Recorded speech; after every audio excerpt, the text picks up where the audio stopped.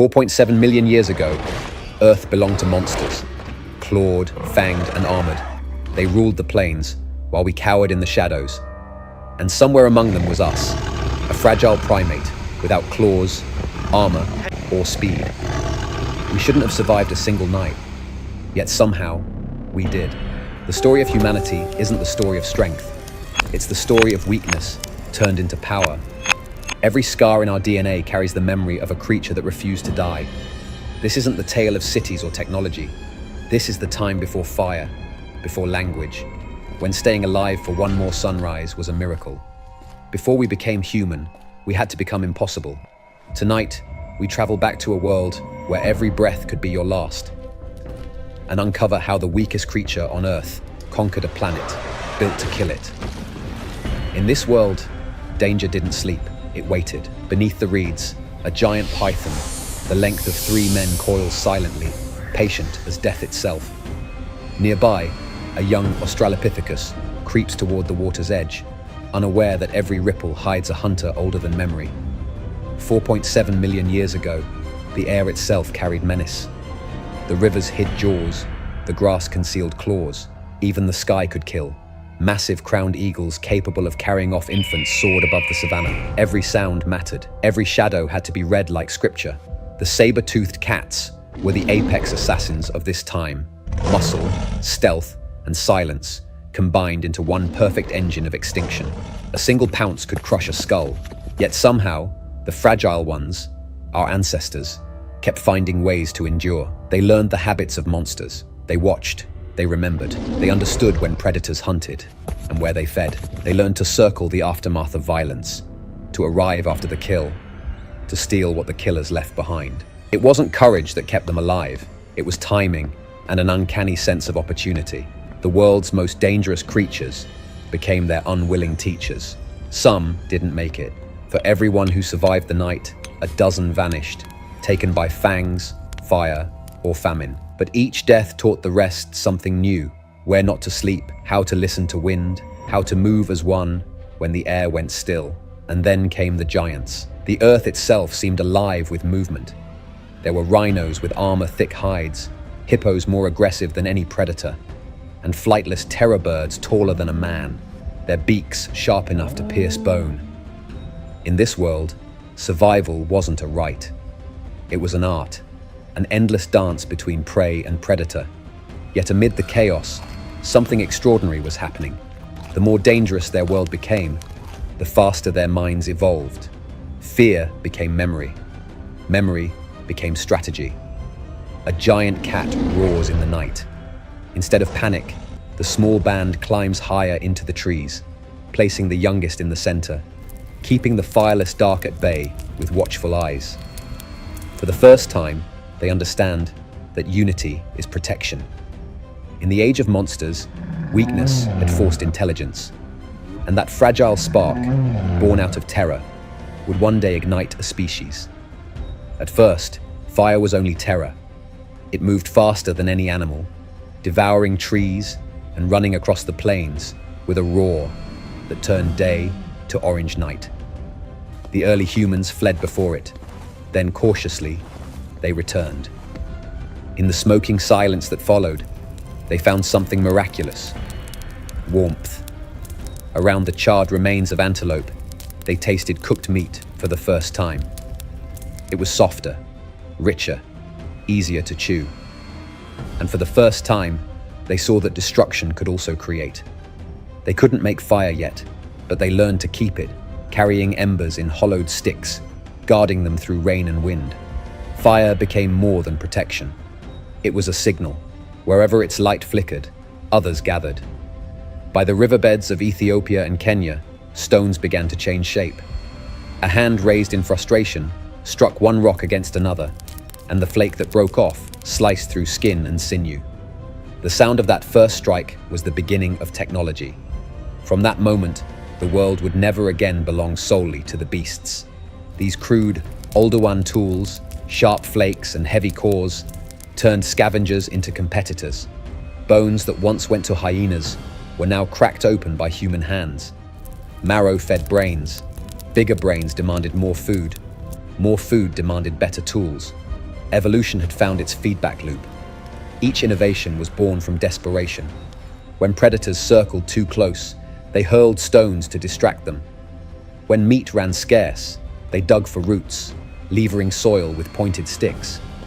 Slowly, thought itself became their greatest weapon, to imagine what did not yet exist, and then to make it real. The knowledge was no longer trapped in instinct. It could be taught. Around small groups, the first cultures formed, memories shared, skills passed down, warnings spoken. A lineage of learning had begun. Night returns. The ember they carry glows like a heartbeat. The predators still prowl beyond the light, but they keep their distance. For the first time in history, fear itself seems to retreat. Somewhere in that fragile circle of light, humanity took its first real breath. The world of monsters had not vanished, but the balance had shifted. The hunted were becoming something new, the thinkers, the makers, the keepers of fire. The land could no longer hold them. Seasons grew harsher, rivers vanished. Herds moved farther each year. The same minds that had tamed fear now looked beyond the ridge and wondered what lay past it. Migration wasn't a choice, it was survival written in motion. They began to walk. Across the rift valleys of East Africa, through forests turned to dust and deserts newly born, they followed the rhythms of the earth itself. Every horizon was a gamble. New water, new prey, or death. Yet still they walked. Each generation carried its own small piece of knowledge. How to chip stone, how to find roots, how to read the sky. Over time, those pieces became a map, not of lines and borders, but of memory and direction. The great herds pulled them north. Cooler winds whispered of change. By 1 million years ago, descendants of these travelers, Homo erectus, had reached the edges of the unknown. They stood on shores where no human had ever stood before, watching the sunrise over lands that would one day be called Asia and Europe. For the first time, the species that began as prey had become a force of nature itself, spreading, adapting, learning with every step. Each new environment sculpted them further. Lighter skins under weaker suns, stronger legs for endless walking, minds sharper with every problem solved. They carried fire wherever they went. It became their constant star, burning against the night in every corner of the world they reached. And so, from a handful of frightened survivors on an African plain, came a lineage that would fill the planet. Not through domination, but through persistence, the quiet genius of never stopping, of always finding a way. The long journey did more than spread humans across the earth. It rewired their minds. With every new land came new challenges, and with every challenge, the mind grew bolder. They no longer saw the world only as it was. They began to see what it could be. At first, communication was breath and movement, calls, cries, rhythm tapped on wood or stone. But somewhere deep in a cave, a hand pressed pigment to rock. A streak of red, a curve, a memory made visible. For the first time, thought left the mind and became something the world could see. These were more than decorations. They were messages, stories, prayers. Each mark held meaning. A hunt remembered, a spirit honored, a lesson passed to those yet unborn. The cave became a memory made of stone, the first book of humanity. Language had already begun its quiet revolution. Words rose from rhythm and breath, becoming symbols that carried emotion, instruction, and warning. With language came imagination, the power to describe what was not there, to plan, to dream, to invent. Now they could teach without showing, lead without being seen, remember without witnessing.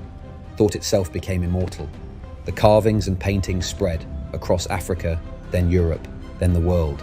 Mammoths on stone, handprints in red ochre, constellations mapped in flickering light, each image a whisper across millennia. We were here, we saw, we remembered. Through these creations, they built a bridge across time. The knowledge that had once vanished with every generation now survived through art and story. The human mind had broken the silence of nature and replaced it with meaning. From survival came awareness. From awareness came beauty, and beauty became our proof of existence. The world these early humans called home was not just alive, it was unstable. After millions of years of quiet change, Earth itself was restless. Volcanoes, storms, earthquakes, and fire shaped every day of their lives. The predators were deadly, but the planet was far more dangerous. When they left the shelter of trees to hunt or scavenge, they faced skies that could turn against them in minutes. Warm air rising from the Rift Valley collided with cold from the highlands, and wind became a weapon. Tornadoes tore across the plains, twisting trees from the ground, hurling debris through the air. There was no warning, only a deep pressure in the chest, a silence before the storm. They ran when the sky began to roar. The clever ones found hollows between rocks, pressed their bodies flat against the earth. The unlucky were taken, lifted, broken, lost to the dust. But every storm left lessons. They learned where the wind struck hardest, where the land dipped low enough to hide. Knowledge was survival, and nature was their harshest teacher. Fire too came from the sky. A single bolt could ignite a dry plain, turning day into a wall of flame. They learned to read the smell of ozone, to move against the wind, to seek the bare patches where grass couldn't burn. Out of terror came adaptation, a primitive geography written in memory and fear. The ground beneath them was no safer. Beneath East Africa, tectonic forces were tearing the continent apart, splitting the earth into deep valleys and ridges. Whole hillsides could crumble without warning. Earthquakes rolled through their camps like the breath of a god, toppling boulders, changing rivers overnight. When the land shook, they fled toward open ground. The oldest among them could feel it before it came. A stillness in the air, the birds vanishing all at once. Each tremor carved new instincts into their blood. And when it was over, they returned, exploring the fractures, learning the new shapes of their home. Those shifting lands also gave them gifts. Quakes exposed new stones, obsidian, basalt, flint, sharp and strong. They learned to recognize the sparkle of a good edge, to use nature's violence as opportunity. Every disaster brought something they could use, but sometimes the sky itself betrayed them. Once in a lifetime, the heavens would blaze. A ball of fire would tear through the sky, trailing smoke and thunder. The air would shake. Sometimes the ground would erupt in flame or shatter under the impact. The memory of these moments became legend long before language. Perhaps, around their small fires, they stared at the scars left behind and wondered if the world was angry. For them, the line between nature and the divine did not exist. A meteor's flash, a tremor in the soil, the death of a tree, all were part of the same living force. They didn't name it, but they felt it, feared it, and respected it. This was the first religion of humankind, awe. Each new catastrophe bound them closer. The storms made them run together. The fires made them share shelter. The quakes made them cling to one another for balance. In fighting the earth, they found each other. When the rains finally came, the dry rivers roared back to life. Torrents cut new channels, drowning the lowlands. Those who learned to climb survived, gripping wet bark, hauling children to safety. The world was a constant test, and every trial selected those who could think faster, move quicker, trust deeper. And still, they endured. They learned the rhythm of destruction, the way the planet breathed in chaos and exhaled calm. Between storms, they scavenged what the floods revealed, drowned animals, uprooted plants, the strange stones left behind by the river. Curiosity began to grow beside fear. Each disaster wrote itself into their instincts. The smell of rain meant movement. The tremor of ground meant escape. The flicker of light on the horizon meant shelter now. Slowly, the chaos of nature became a language they could read. When they looked at the night sky after a meteor's passing, they no longer saw only threat. They saw light in darkness, a spark across the void, something like their own fire, alive and fleeting. Maybe they didn't understand it, but in those brief moments of wonder, the seeds of imagination were planted. From predators, they had learned fear. From storms, they learned movement. From fire, they learned light. From the earth itself, they learned resilience. Every mountain that fell and every storm that passed left them stronger, more aware, more human. They were not masters of the planet, not yet, but they were its most attentive students. Through wind and quake, through ash and flood, they endured, and in doing so, they forged the first truth of humanity, that survival is not the absence of fear, but the will to face it, again and again. For millions of years, the world had tried to erase them. Every storm, every predator, every trembling of the earth had been a test. But still, they endured.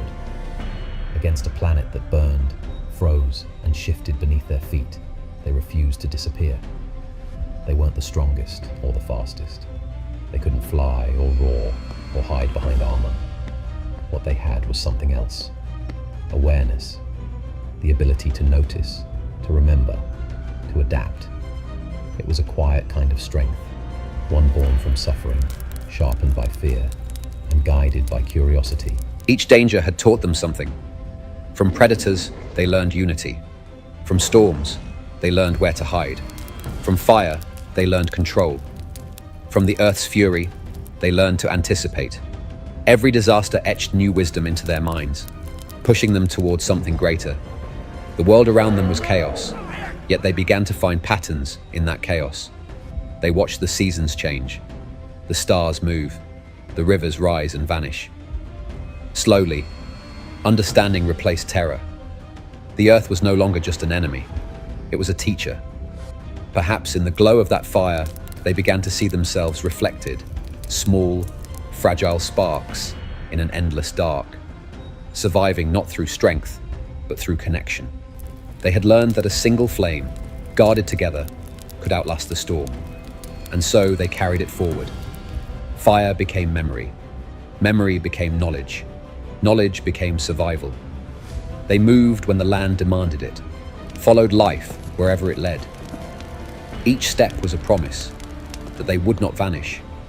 Their footprints, washed by rain and time, marked the beginning of every journey that would ever follow. They didn't know what they were becoming. They didn't know that one day their descendants would build cities, sail oceans, and reach for the stars. But in their endurance, in every trembling breath and cautious heartbeat, they were already shaping the future. 4.7 million years ago, the planet was wild and merciless, and from that chaos rose the first spark of humanity, fragile, uncertain, but unyielding. Every life since, every story told, every dream imagined, carries their echo. We are their survival, given form, because long before we conquered the earth, we learned how to live with it.